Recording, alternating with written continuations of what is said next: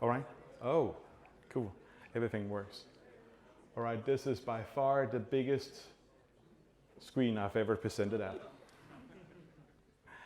Um, Welcome to my talk about living with ADHD in infosec. This is a brand new layout made by a Polish. That's not the same thing, and I apologize very much for that. And that was not a Freudian slip or anything. It was just me being stupid. Polish marketing bureau called Black Rabbit. They've done a couple of movies, future movies with Trent Marco a couple of years ago, who were really cool. And when I talked to one of the guys there, I told about my talk, and he said, "Do you want us to help you with something, and we'll do it for free?" And that was a good deal. So this is my new fancy layout. Welcome. My talk about ADHD is obviously very personal, but I do it to raise awareness about what ADHD is and try and break down taboos and hopefully inspire others to break the taboo, get a diagnosis, or just get a better life. The illustration is very much showing how it is for me to have ADHD, at least. It's very accurate in that sense, because it's all the way I have ADHD is that there's a lot of shit going on in my head all the time. I can't control it, and it's really annoying, and I can't concentrate, and that's very much like that. Does anyone here have black pets? Then you know the challenge, and you can feel the pain.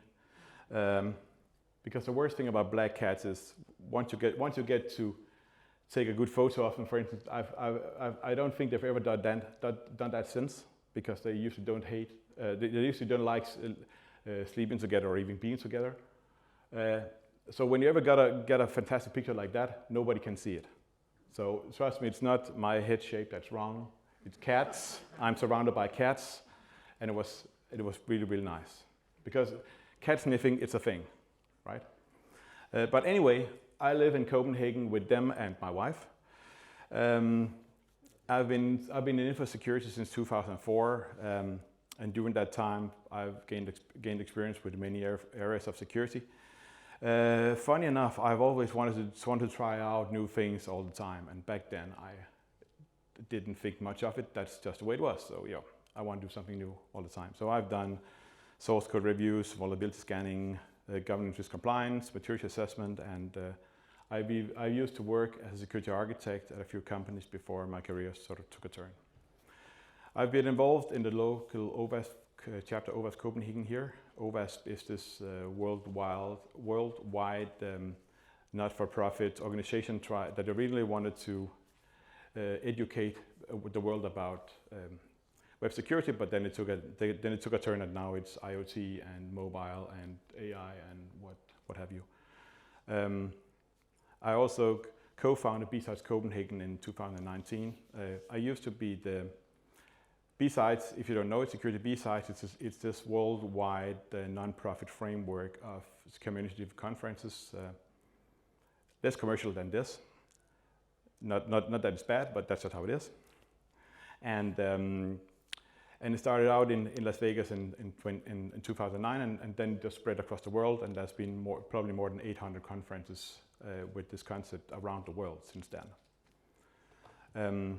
And we started, as I said, in Denmark in 2019. I used to be the head of community at a company called CrowdSec, which is an open source IDS, IPS kind of thing, where I sort of made the weird combination.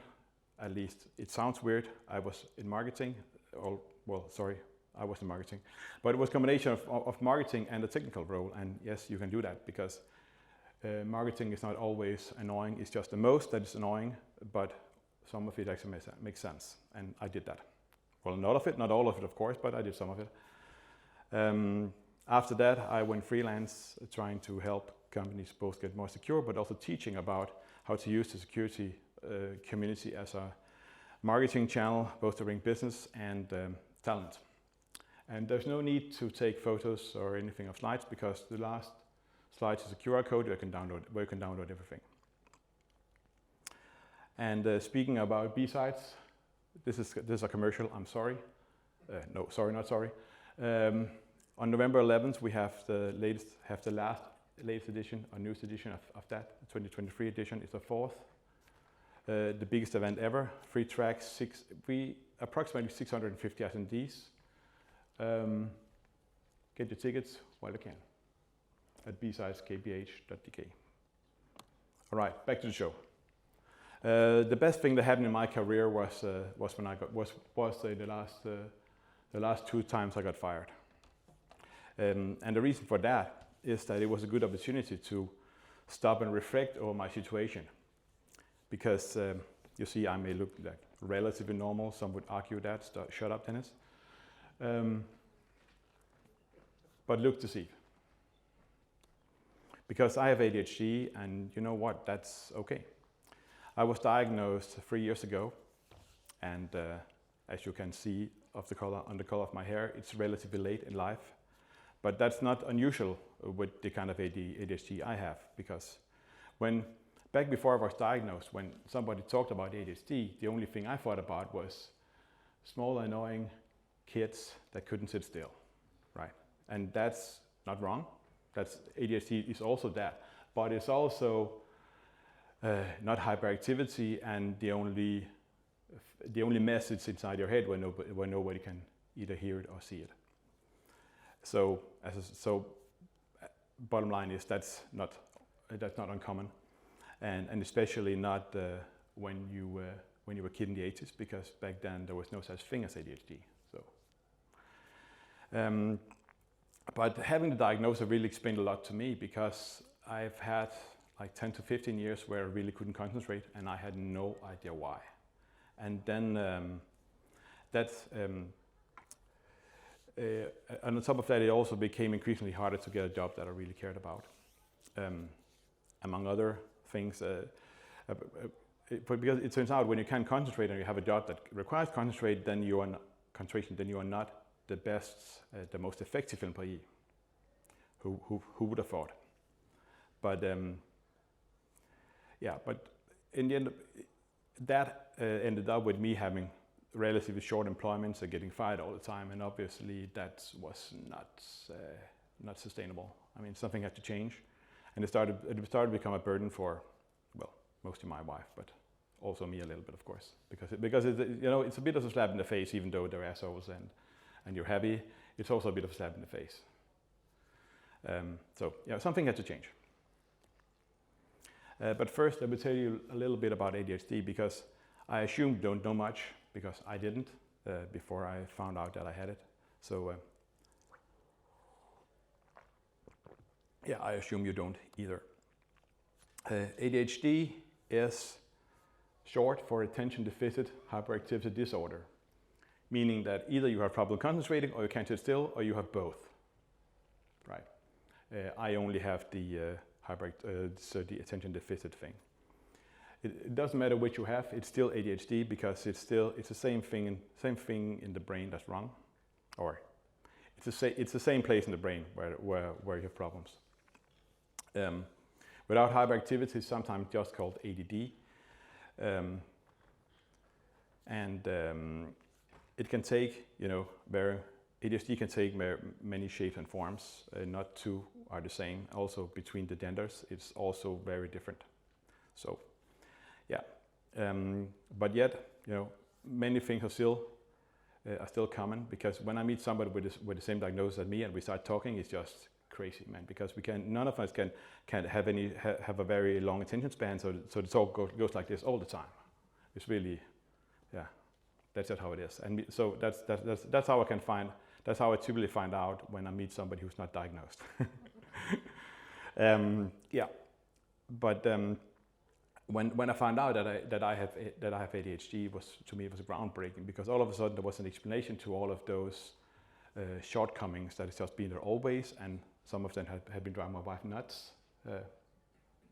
Yeah, you definitely don't know how it is, but to me it made sense just to have an idea of what's going wrong, what's going on, at least.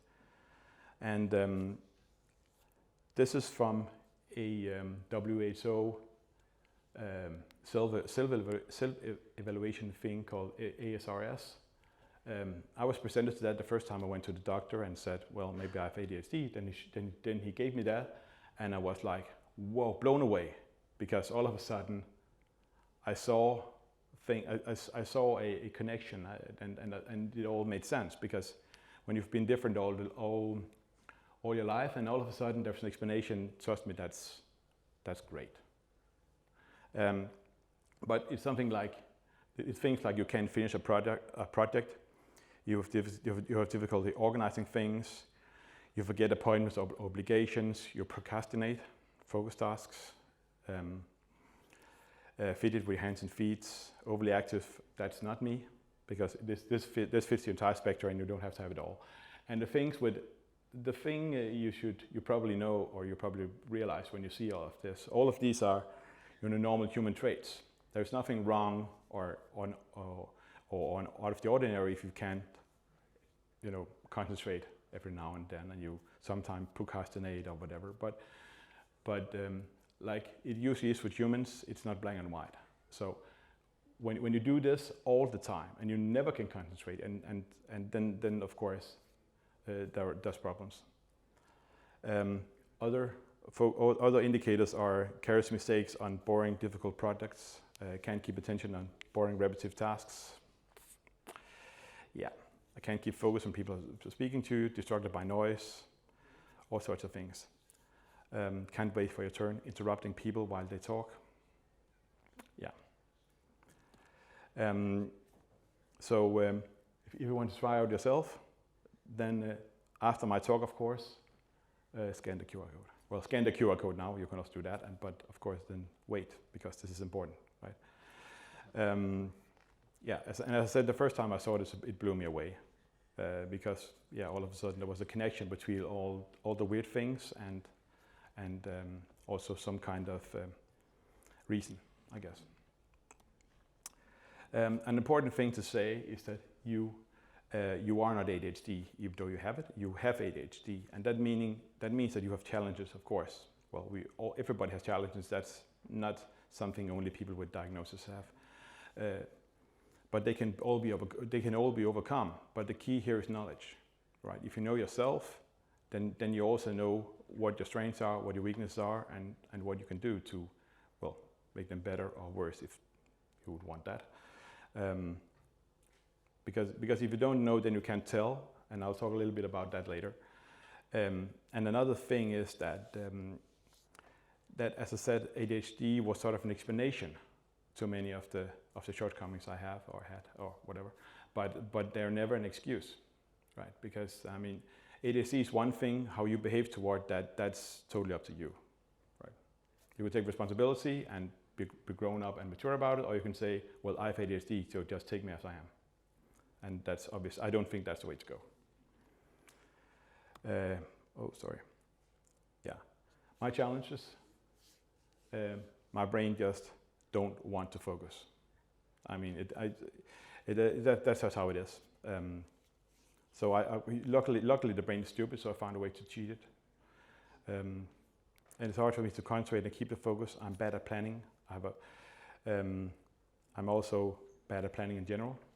I also have a bad short-term memory, which is both good and bad, because if I see a good movie, and I can actually see it again and not not remember half of it. So that's not, well, maybe I should be on the good side. I don't know.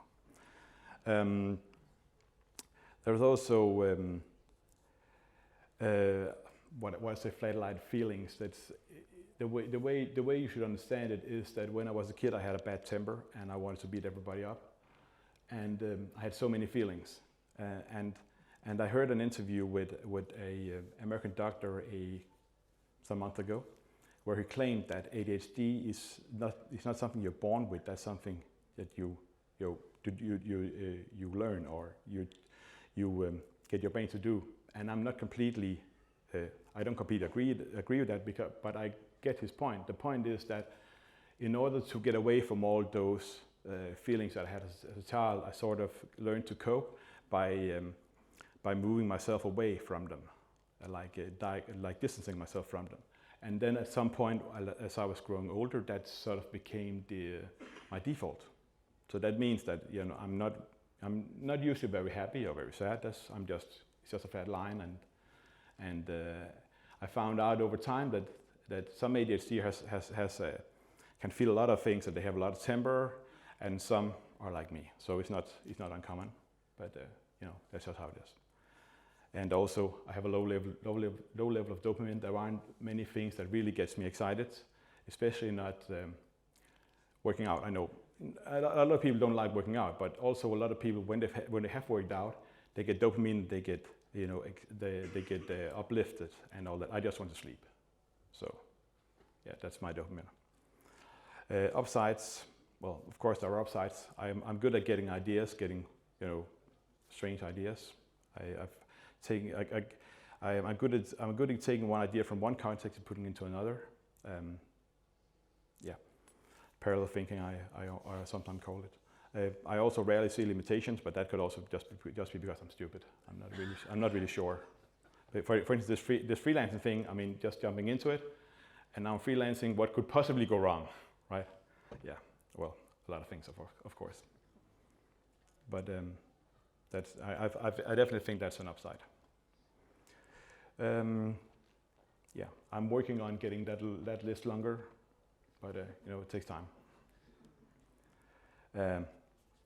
Mitigating.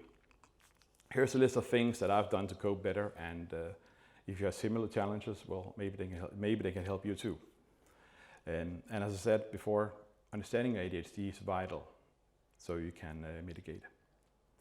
I would say the biggest mitigation I did was medicine. Well, you can see the name there. It's amphetamine, right? And it really helped me a lot, because back before, around the time when I was diagnosed, I seriously considered that I shouldn't drive my car anymore, because I saw that, or I experienced that when I was out driving, I overlooked other people that were just in front of me in the traffic, and I couldn't live with doing anything fatal there. So I was planning, well, how do I do that? But then I got the medicine, and then luckily it helped. So I still have my car. I actually just bought a new one. So, well, new-ish. It's Denmark, so I'm not a billionaire. So anyway, it also made another huge impact with me and my wife, because now all of a sudden I was able to concentrate while we are. I know I'm stereotyping, but sometimes women want to talk, and it takes more than 15 minutes, which was my limit before, and now is inevitable,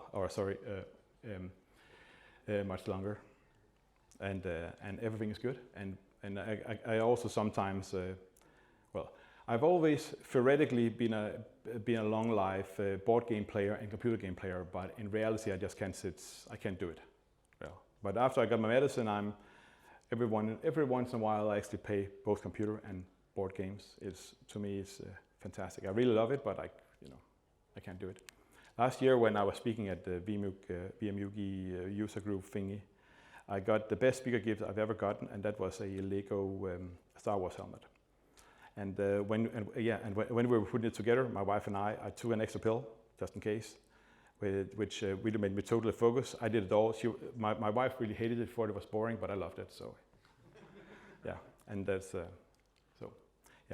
and that is a good thing about medicine, because you can always take one extra, and then you can go on all night, if that's what you want, of course.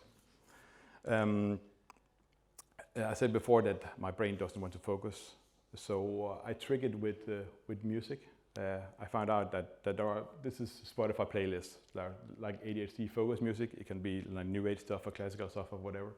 If I start listening to that like 5 minutes before my brain is going on work, then it doesn't complain. It's a major hack. And also, when I talked about the noise in my head, this happy guy here, he's really happy because he leads a cult.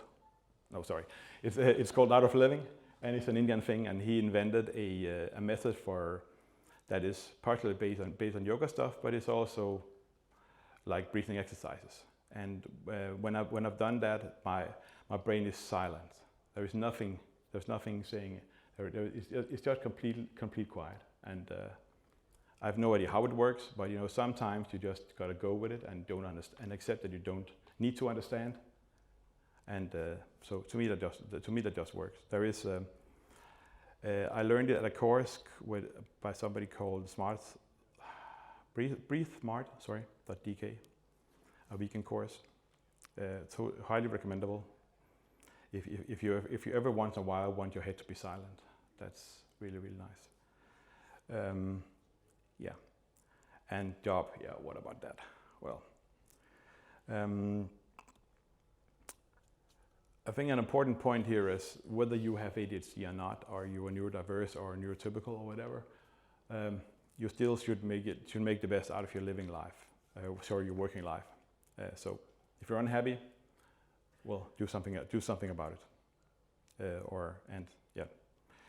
At least that's my opinion. But again, it's also a bit. I think somehow it's easier and harder with having ADHD, at least the way I have it, because I'm unable to take a job that I don't like. I don't care about it. I just can't. I simply, if it was for my life, I'm still not sure I could do it. I mean, that's how much I just couldn't do it. So to me, it's easy to say that, yeah, well, if you have a stupid job, just quit, because I can't. I don't have any other choice, literally. I know some people aren't that lucky, I guess. Yeah. So get the best job for you, whoever you are, and work to achieve that, because no one else will. To me, I realized that what I liked best about my job was all the things that I did in my spare time, which is a little bit ironic, all the community stuff. And then I found out that could be a job, and even worse, I found out that it was marketing. That it could be marketing, and that's led me to think a little bit more, a little bit different about myself, in a good way, of course. So back to why getting fired was a good thing. The first time I was fired, that was the first change in career path I had into marketing and community. I thought it was awesome, but my wife still feared that I was getting fired, which I did. So can't blame her.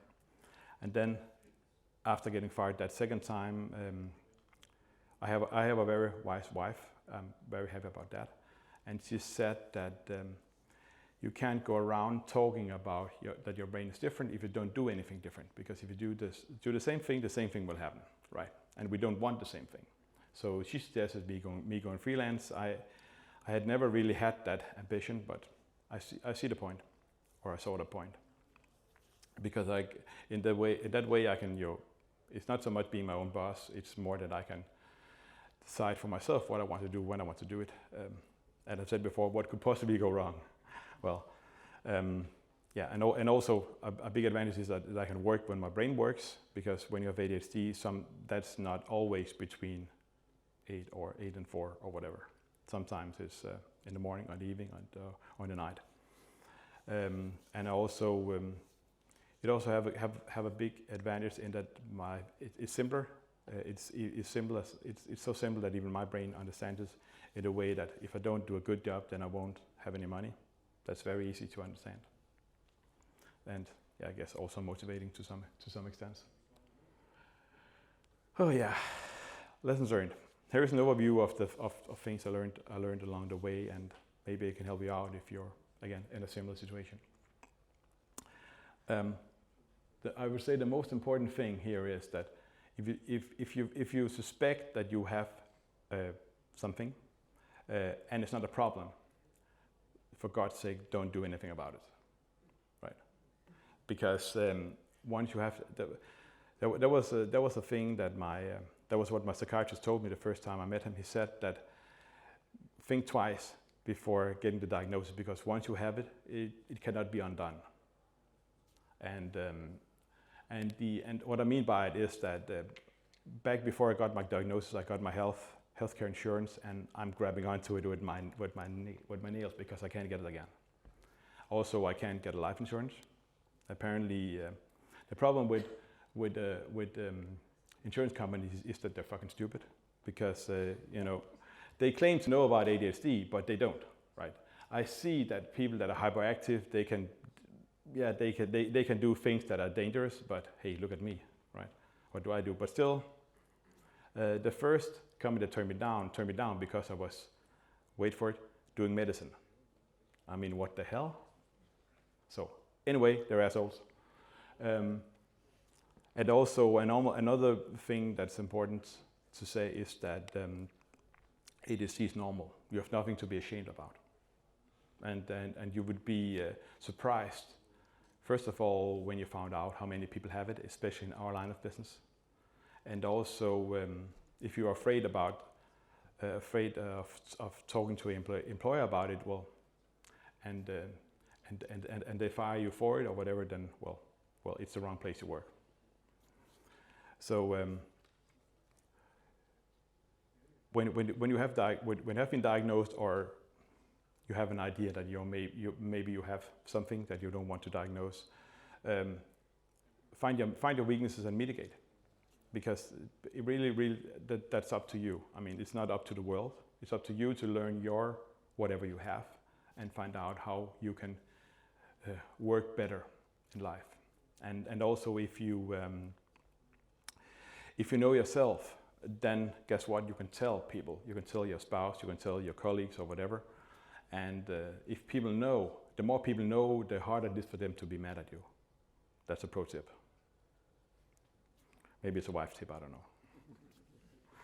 know.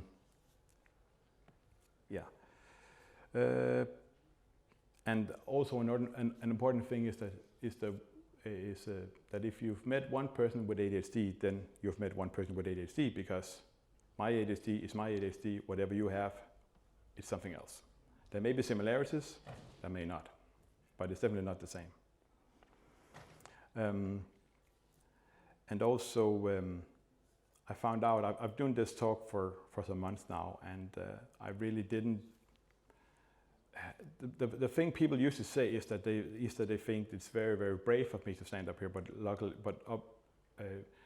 but honestly, that's not a problem for me. I also talk to people who say that it's great that I can be a role model. I also didn't do it for that. Basically, I really like to share knowledge, and so that's it was. My primary motivation was to talk to people about what ADHD also is, so they could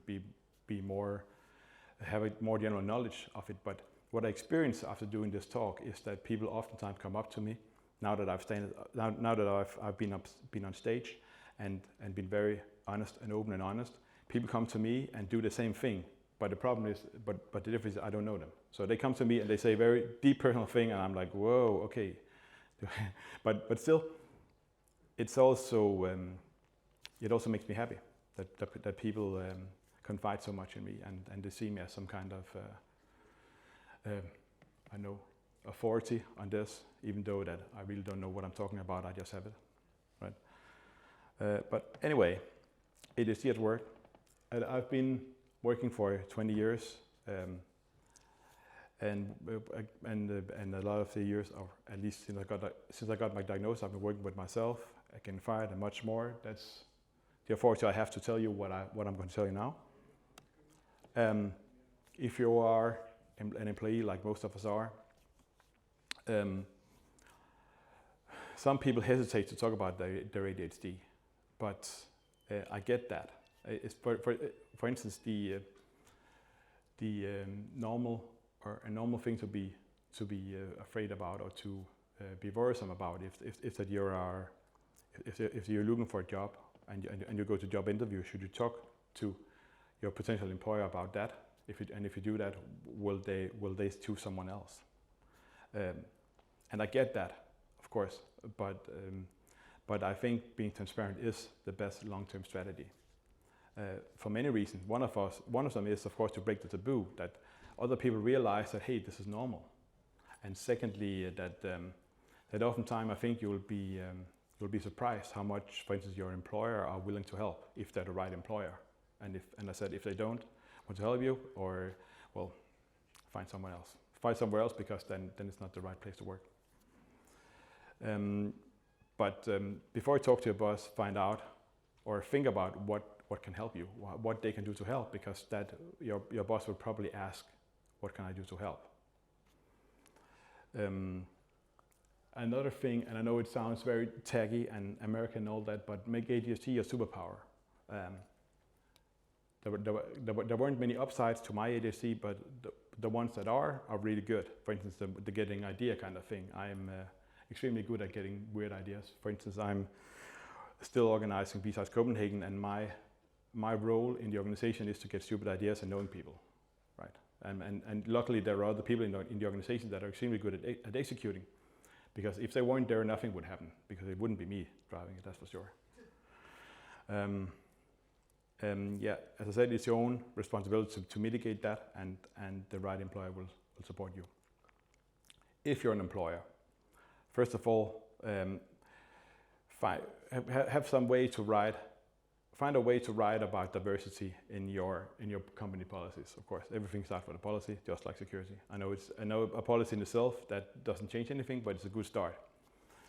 And then you should agree in advance of things that you can actually do to help your employees, because it's really not about diagnosis. It's about that people are different, and especially here in IT and in IT security, because some of the things that are ADHD traits, like hyper focus, when you are focusing on something and you don't sleep or you don't drink or hardly breathe for 7 hours until you find out what the problem is or whatever. That is ADHD hyper focus, and that's a really good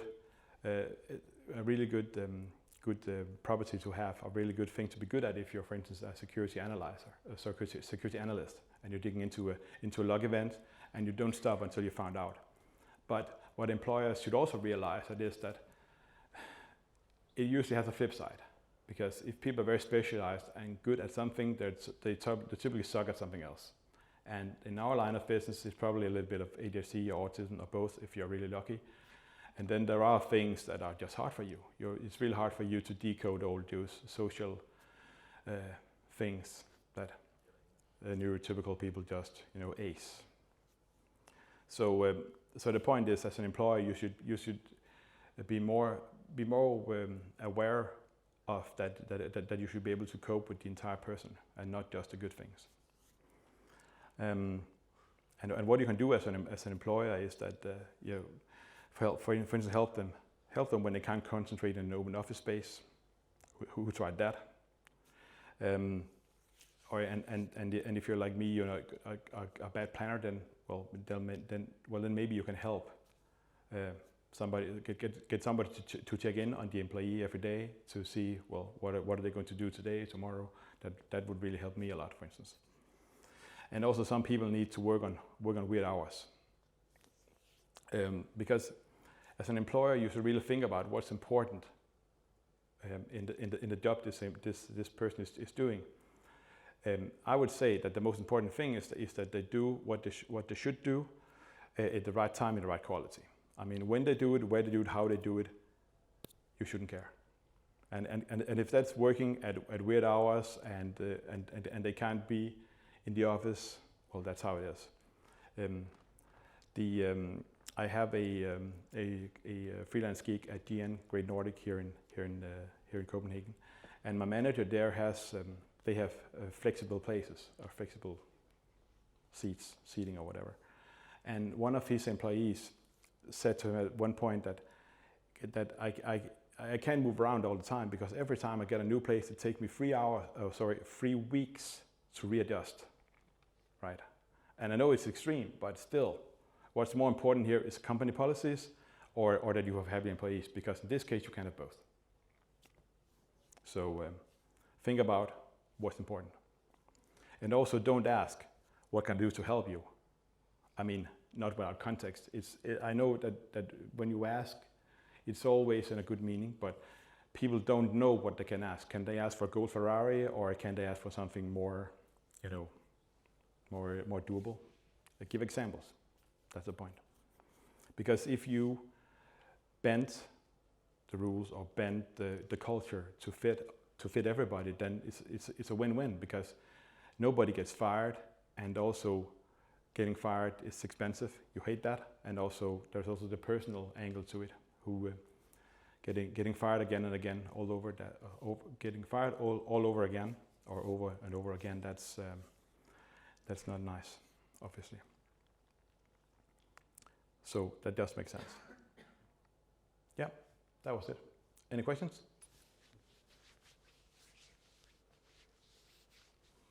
No? All right, cool. Well, I'm happy to hear that I was completely clear in everything I said.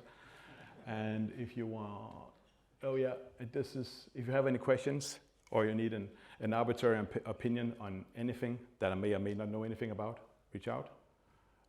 This is my LinkedIn profile. And I also don't have a website, but I do have all the other things there.